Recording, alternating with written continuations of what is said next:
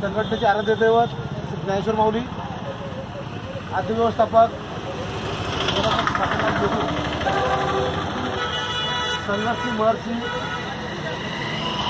उदवणी साहेब यांना अभिवादन करतो। आज आपला इंद्रायणी संघटनेचा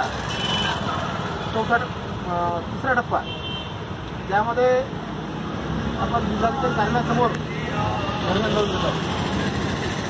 आपले अध्यक्ष ते बंधुतुल्य जो टेकाळे साहेब, शेळके साहेब, सर्व बंधूंनो, खूप खंत वाटते जेव्हा आपल्याला पगारासाठी लढावं लागतं। अक्षरशः महसूल परिवार हा शासनाचा कणा आहे। सर्व शासन चालतं ते महसूलवर चालतं। सर्व आपण शासनाला जमापुंजी जमा करून देतो आणि त्यामधून आपला छोटा मोठा परिवार चालवण्यासाठी आपल्याला सर्वात कमी वेतन भेटतं। त्यासाठी सुद्धा आपल्याला जेव्हा झगडावं लागतं खूप वाईट वाटतं। मित्रांनो, आपली दुसरी मागणी आहे प्रमोशनच्या रेशोबद्दल। हा मुद्दा ज्यावेळेस मी 2010ला भरती झालो होतो तेव्हा सुद्धा इथे एक आंदोलन चालू होतं। त्यातला मुख्य मुद्दा तोच होता। हा दुसरा मुद्दा होता की आपले पदवीसाठी एक्झाम एमपीसाठी, हे दोन मुद्दे तेव्हापासून आजपर्यंत तसेच नाही।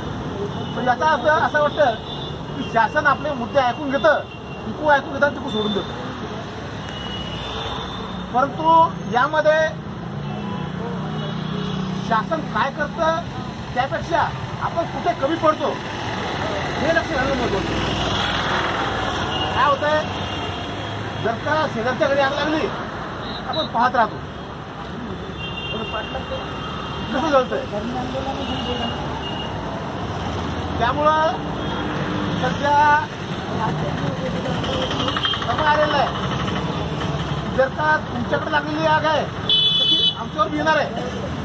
आज तुमच्या पगारासाठी तुम्ही भांडले नाही, झगडले नाही, तर उद्याला तीच पगाराची कंडिशन आमच्यावर येऊ शकते। यासाठी आम्ही तुमच्या लढ्यात सहभागी आहोत। आमचा तुम्हाला आतून बाहेरून नाही, पूर्ण ताकदीची मनातून पाठिंबा आहे। आणि वेळ पडल्यास कोणत्याही धरणे आंदोलनाला किंवा कोणत्याही स्टेपला पुढे जायला तुम्ही आम्हाला जर का आवाहन केलं तर पूर्ण जिल्हा मराठी संघ आम्ही तुमच्या मागे बघतो।